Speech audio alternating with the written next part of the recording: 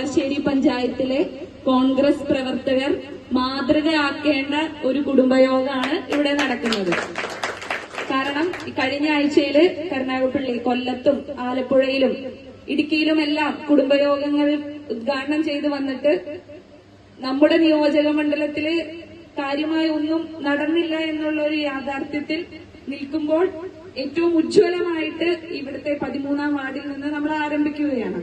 അപ്പോൾ വെറും 3 മെമ്പർമാരുടെ കുറവുകൊണ്ട് മാത്രം കോൺഗ്രസിന്റെ ശക്തമായിട്ടുള്ള ഭരണം നഷ്ടപ്പെട്ടിരിക്കുന്ന ഈ നാട്ടില് ജനാധിപത്യ മതേതര ചിന്തകൾ തിരിച്ചു വരണമെന്ന് മറ്റാരേക്കാൾ കൂടുതൽ ഉത്തരവാദിത്ത ബോധമുള്ളതുകൊണ്ടാണ് നിങ്ങൾ അവര് തുടങ്ങിയിട്ട്, അല്ലെങ്കിൽ മുനിസിപ്പാലിറ്റിയിലെ ഒരു വാർഡ് തുടങ്ങിയിട്ട്, അല്ലെങ്കിൽ കൊടശ്ശേരി പഞ്ചായത്ത് ഇപ്പൊ ഭരണമുണ്ട് ഞങ്ങളുടെ പഞ്ചായത്തില്, അന്ന് അവിടെ തുടങ്ങിയിട്ട് ഇവിടെ തുടങ്ങാമെന്നൊന്നും കാത്തു നിന്നില്ല.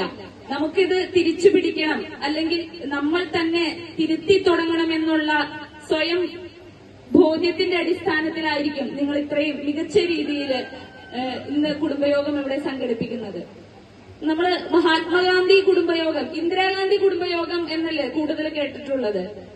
മഹാത്മാഗാന്ധി കുടുംബയോഗം എന്തുകൊണ്ടായിരിക്കും ഇപ്പോൾ നടത്തുന്നത്?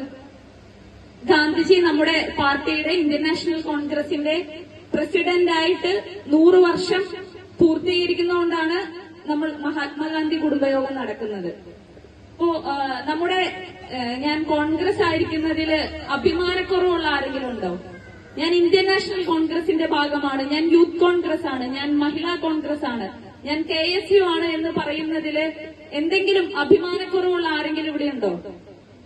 അങ്ങനെ ഒരു ഞായറാഴ്ച ചിലപ്പോ ചേച്ചിമാരൊക്കെ ഇന്ന് സീരിയൽ ഇല്ലെങ്കിൽ പോലും മറ്റു കാര്യങ്ങളൊക്കെ മാറ്റിവെച്ച് ഒരുപക്ഷെ ഞങ്ങളെക്കാളൊക്കെ നേരത്തെ 4 മണിക്ക് ഇവിടെ എത്തിച്ചേർന്നിരിക്കുന്ന ഞങ്ങളെ പാർട്ടി സ്നേഹം പുറത്തുനിന്ന് വന്ന് പഠിപ്പിക്കേണ്ട എന്നുള്ള എക്സ്പ്രഷൻ ആയിരിക്കും. അപ്പൊ എല്ലാവർക്കും അഭിമാനമുള്ളൂ. അപ്പൊ നമ്മുടെ നേതാക്കള് MN കാരിശ്ശേരി മാഷിനെ അറിയില്ലേ? MN കാരിശ്ശേരി മാഷ് പ്രീ ഡിഗ്രി ഒക്കെ കഴിഞ്ഞ് കോളേജിലേക്ക് എത്തിയ സമയത്ത് കാരിശ്ശേരി മാഷിന്റെ ഒപ്പം മറ്റ് ലിറ്ററേച്ചർ സാഹിത്യ ക്ലാസ്സിലാണ് അവർ അഡ്മിഷൻ എടുത്തിരിക്കുന്നത്. അപ്പൊ അഴീക്കോട് മാഷ് അധ്യാപകനായിട്ട് കടന്നു വരുന്ന വേദിയില് ഇവരോട് ചോദിച്ചു, ഷേക്സ്പിയർ ആണോ, ഗാന്ധി ആണോ, ലെനിൻ ആണോ, മാർക്സ് ആണോ വലുതെന്ന് ചോദിച്ചു. അപ്പൊ ഒരു സാഹിത്യ ക്ലാസ്സില് ആദ്യത്തെ ദിവസം തന്നെ അഴീക്കോട് മാഷിനെ പോലെയുള്ള ഒരു സാഹിത്യകാരൻ ഇങ്ങനെ ഒരു ചോദ്യം ചോദിക്കുമ്പോൾ MN കാരിശ്ശേരി ഉൾപ്പെടെ അന്നത്തെ വിദ്യാർത്ഥികള് പല പേരുകൾ പറഞ്ഞു. ഷേക്സ്പിയർ ആണ്, മാർക്സ് ആണ്, പല പേരുകളാണ് അവർ പറഞ്ഞത്. പക്ഷെ അഴീക്കോട് മാഷ് അവരെ തിരുത്താണ് ചെയ്തത്.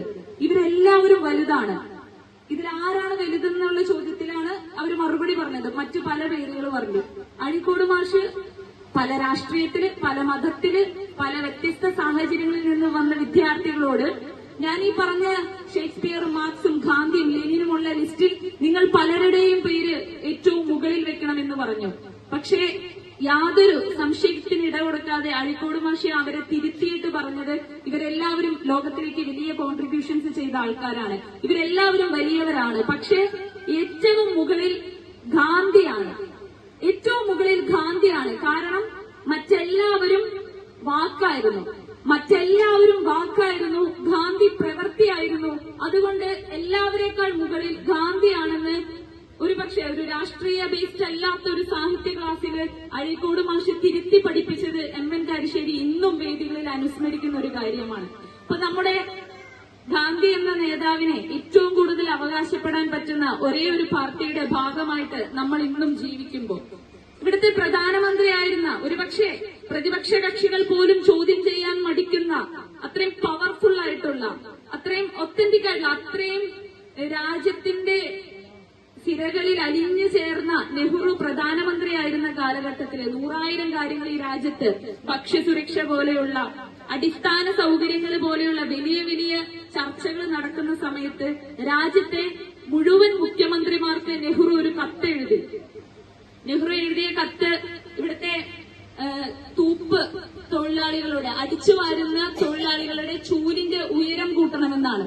അപ്പോ ഈ രാജ്യത്തെ ഏറ്റവും അവഗണിക്കപ്പെടുന്ന, അവർക്ക് എന്ത് കൊടുത്താലും എന്ത് കൊടുത്തില്ലെങ്കിലും വോട്ടിങ്ങിന് പോലും കോൺഗ്രസിനെ അന്ന് ഒരു രീതിയിലും സ്വാധീനിക്കാൻ പറ്റാത്ത, പ്രധാനമന്ത്രിക്കെതിരെ ഒരു ശബ്ദം പോലും വെക്കാൻ വല്ലാത്ത ജനക്കൂട്ടമായിരുന്ന ഈ രാജ്യത്തെ തൂപ്പുകാരുടെ ചൂലിന്റെ ഉയരം കൂട്ടണമെന്ന് പറഞ്ഞ് ഒരു പ്രധാനമന്ത്രി രാജ്യത്തെ മുഴുവൻ മുഖ്യമന്ത്രിമാർക്ക് കത്തെഴുതിയിട്ടുണ്ടെങ്കിൽ സാധാരണക്കാരെ അത്രമാത്രം ചേർത്ത് പിടിക്കുന്ന ഒരു നേതൃത്വമായിരുന്നു ഇന്ത്യൻ നാഷണൽ കോൺഗ്രസിന്റെ. ആ പാരമ്പര്യം പേറിക്കൊണ്ട് നമ്മൾ നിൽക്കുമ്പോൾ നമ്മൾ ഏറ്റവും അഭിമാനത്തോടു കൂടി തന്നെയാണ് രാഷ്ട്രീയം നമ്മുടെ വേദികളിൽ പറയുകയും പുറത്തുള്ളവരോട് രാഷ്ട്രീയം സംസാരിക്കുമ്പോൾ 1% സംശയത്തിനിടയില്ലാത്ത രീതിയിൽ അഭിമാനബോധത്തോടു കൂടി തന്നെയാണ് നമ്മൾ നമ്മുടെ രാഷ്ട്രീയം പറയേണ്ടത്.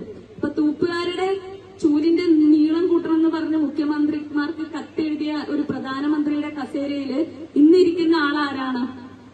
ഇത്രമാത്രം കർഷക സമരങ്ങള്, മണിപ്പൂരത്തെ ന്യൂനപക്ഷങ്ങളുടെ വേദനകള് ഒന്ന് പോയി കാണാൻ പോലും ശ്രമിക്കാത്ത രീതിയിലുള്ള ഒരു പ്രധാനമന്ത്രി ഇരിക്കുന്ന അതേ സ്ഥാനത്ത് ഈ രാജ്യത്തെ തൂപ്പുകാരന്റെ ചൂലിന്റെ നീളം കൂട്ടണമെന്ന് പറഞ്ഞ് കത്തെഴുതിയ പ്രധാനമന്ത്രി ഇരുന്ന ഒരു കസേരയാണ്. അപ്പൊ എന്തിനാണ് നമ്മള് എന്തെങ്കിലുമൊക്കെ വർക്ക് ചെയ്ത് ഇവിടെ പല രീതിയിലുള്ള സിസ്റ്റമാറ്റിക് ആയിട്ടുള്ള വർക്കുകളെ കുറിച്ച് പറഞ്ഞു. എനിക്ക് മുന്നേ സംസാരിച്ച ആള് കൃത്യതയോടുകൂടി പഞ്ചായത്തിൽ എങ്ങനെയാണ് നമ്മൾ പ്രവർത്തിക്കേണ്ടതെന്നൊക്കെ പറഞ്ഞു.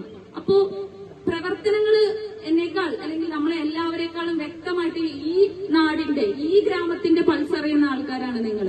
അപ്പൊ എന്തിനായിരിക്കണം നമ്മൾ പൊളിറ്റിക്കലായിട്ട് വർക്ക് ചെയ്യേണ്ടത്? എന്തിനായിരിക്കണം? എങ്ങനെയെങ്കിലുമൊക്കെ ജയിച്ചാൽ പോരെ? എല്ലാവരും രാഷ്ട്രീയവൽക്കരിക്കപ്പെട്ടുകൊണ്ട് മാത്രമല്ലല്ലോ.